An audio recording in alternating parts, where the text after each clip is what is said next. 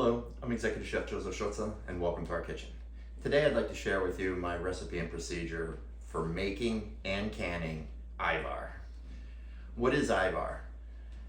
Ajvar is a relish from the Balkan region, and it is made up of roasted red peppers, eggplant, garlic, oil, salt.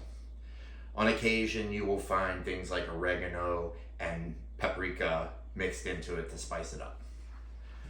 So join me now as I show you how I prepare this amazing condiment. Well, at this time I'd like to say thank you very much to all of those subscribers. I really appreciate your support. For those of you just visiting for the first time, or those that have been here before and you like the content and have not done so, please subscribe, hit that notification bell, and be up to date with all of our latest posts.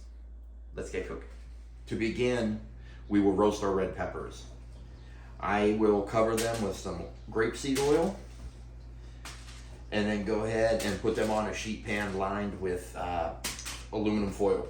I use foil because the way I'm going to char these is going to be done under broil, which is a very high heat, and otherwise parchment paper would burn, and also this makes cleanup a lot easier.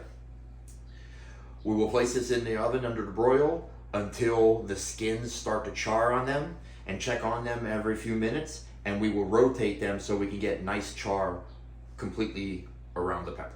Now, as the red peppers are roasting, let's go ahead and prepare our eggplant. Let's cut it in half lengthwise. Then we will take our tip of our knife and go ahead and make yourself some bias cuts through the flesh.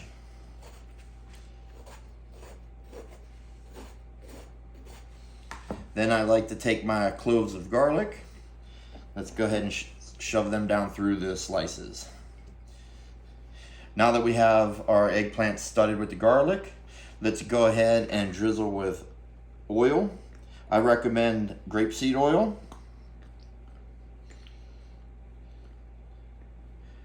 Transfer to a sheet pan lined with parchment paper, and we're ready for roasting.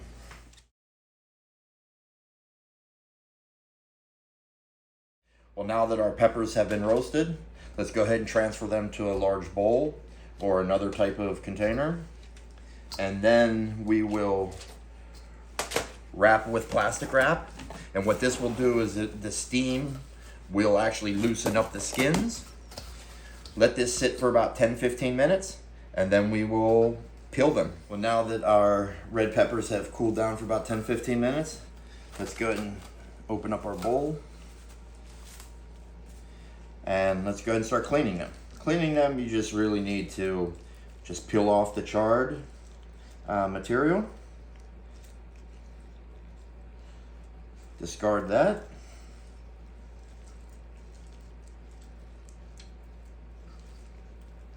Remove your stem.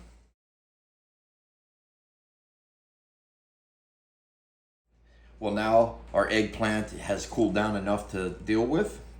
Let's go ahead and scrape the flesh using a spoon, or you could even just use your fingers and peel it out from the skin, like so.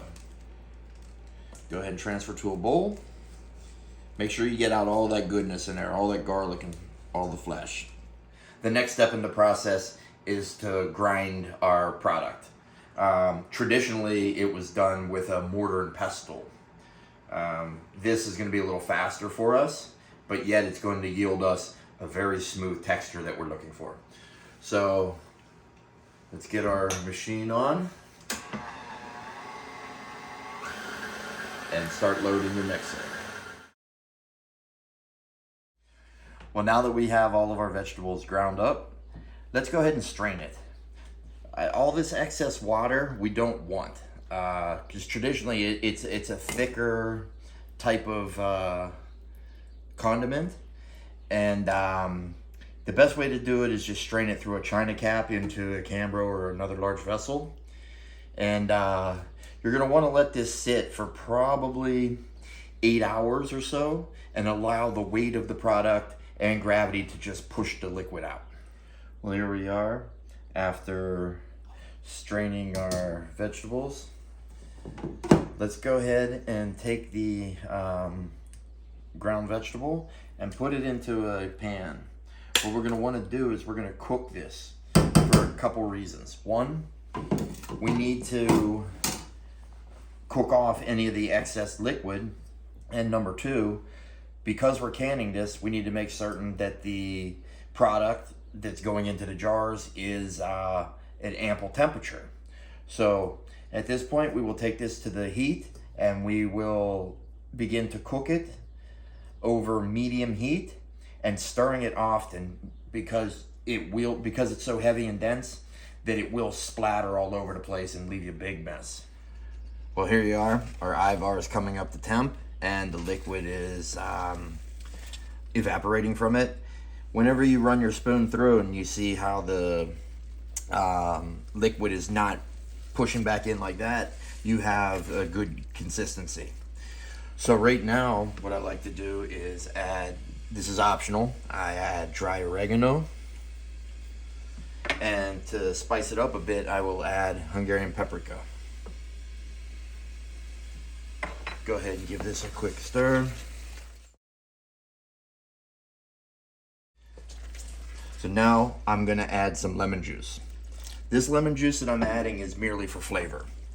Later on for the canning process, we will add the lemon juice, bottled lemon juice that is, we will add that to the jar as needed. Right now, the way I was taught was if you are adding your acid, like lemon juice, and you cook it, it can, alter the pH level. So now we will continue to cook this until we get our consistency back.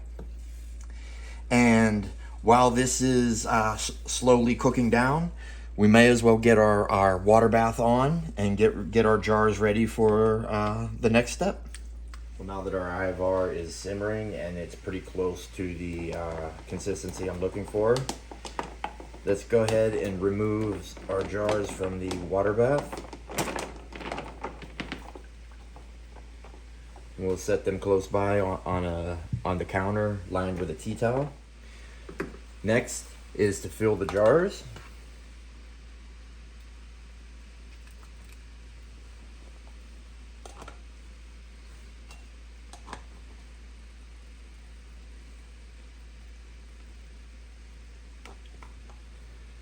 Leaving yourself a good 1/2 inch or so to 3/4 inch gap. Now that we have the jars filled appropriately, let's go ahead and add our acid. We're adding lemon juice. So for the pints and the 1/2 pints, we will add 1 tablespoon of bottled lemon juice to each jar. Next, we want to make sure there's no air pockets. So I'll take a butter knife and kind of just push along the sides. Go gently because you don't want to create any air pockets either. Now the jars are filled and contain the acid. Let's go ahead and put our lids into the water bath. And then let's wipe off the rim of the jar. We need to make certain that there's no debris or any type of food particles there. And also if you've not already done so, it's an excellent time to inspect the jar for any type of chips or anything like that, or anything that would prohibit it from creating the seal properly. Well, now that the jars have been filled and wiped down, let's go ahead and remove our lids from the water bath and center them on top of the jar.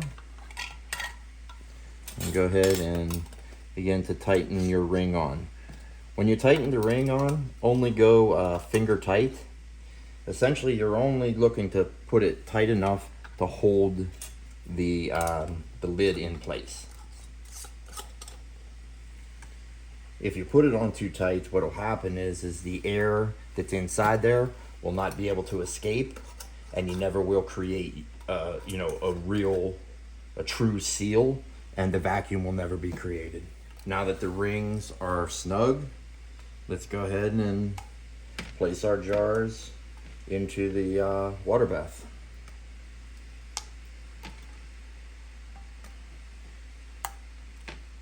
Well, now that the 15 minutes is up, let's go ahead and carefully remove our jars. So removing them, I put them onto a counter again, lined with a tea towel. And we're gonna let these buggers rest here for anywhere from 12 to 24 hours, undisturbed. Now that I have them removed, you may hear some noises of them popping. What that is that's just saying that the vacuum has been created and the air has escaped and you have a good seal. So several of ours have already popped. Also, you can see how it's concave, how the center is, the dimple is down. That's a great sign. This one here and a couple here have not yet done that. Do not touch it, do not press it, because you'll give yourself a false seal. So just let nature take its course. Again, if you've seen my videos with canning, I always like to throw a tea towel over top of them because you want them to cool slowly, as rapid temperature change on any glass material is catastrophic. It will break. So, well, there you have the making and the canning of Ajvar. Feel free to give it a shot. It is a lot of work, I'm not gonna lie to you, but it is definitely worth it. You could have, omitted the lemon juice and substituted with a apple cider vinegar or a white distilled vinegar. Any vinegar, as long as you have a minimum 5% acidity to it. Could have omitted it altogether and substituted with citric acid. Citric acid will give you the acidity that you want, the pH level that you want for safe preservation of the foods. However, it's really not a flavoring agent. That's where I feel bottled lemon juice will be superior. Well, I hope you enjoyed the demonstration. Give it a shot. Down below, I will have some other notes about the canning process and also links to some very good sources for information when it comes to canning, the can-dos and the can-don'ts, or should-nots. Well, thank you for joining. Yo,